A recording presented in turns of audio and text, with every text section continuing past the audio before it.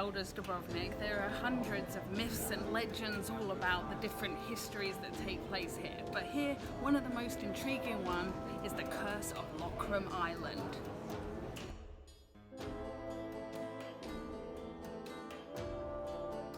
The legend begins in the city of Dubrovnik, where in 1023 a fire ripped through the city.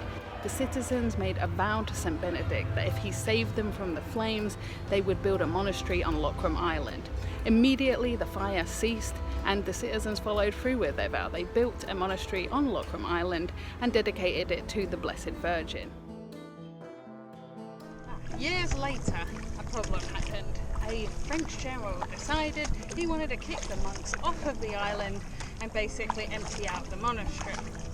And he decided he wasn't going to tell the monks this himself. He was going to pick 3 aristocratic families from Dubrovnik to do this for him. Well, this is when the curse began, because they told the monks they had to leave the island, and the monks were not happy about this and basically decided they were going to do everything in their power to stay on the island as long as possible. And eventually the representatives of those 3 families who spoke to the monks met rather sticky ends. One of them jumped out of a window, one of them drowned sailing towards Lokrum, and the last one was killed by a servant. So the curse had begun.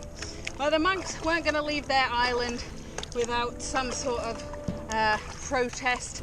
So on the last night they were there, they attended a mass over in the monastery, and then they spent the entire night walking around the island with their hoods up, holding upside down candles, leaving a trail of wax. They walked around the island 3 times and they chanted their curse, which basically said, "Whosoever claims Lokrum for his own personal pleasure shall be damned."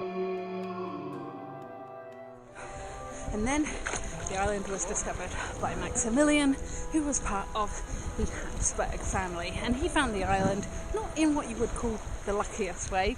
His ship actually got wrecked right by the island. That's how he discovered it.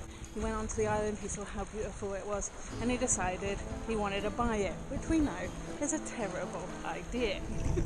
Well, Maximilian did buy the island for him and his wife. He bought it here, he put a bunch of peacocks and all sorts of fun stuff like that on it, made it a little exotic paradise. And then a few years later he went to Mexico, and guess what?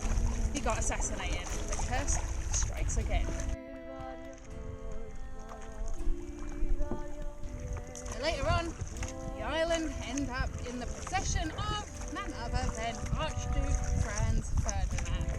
And I think we all know what happened to him, don't we? And a little beginning of a certain war. So I, for one, think there's some merit to the island's curse.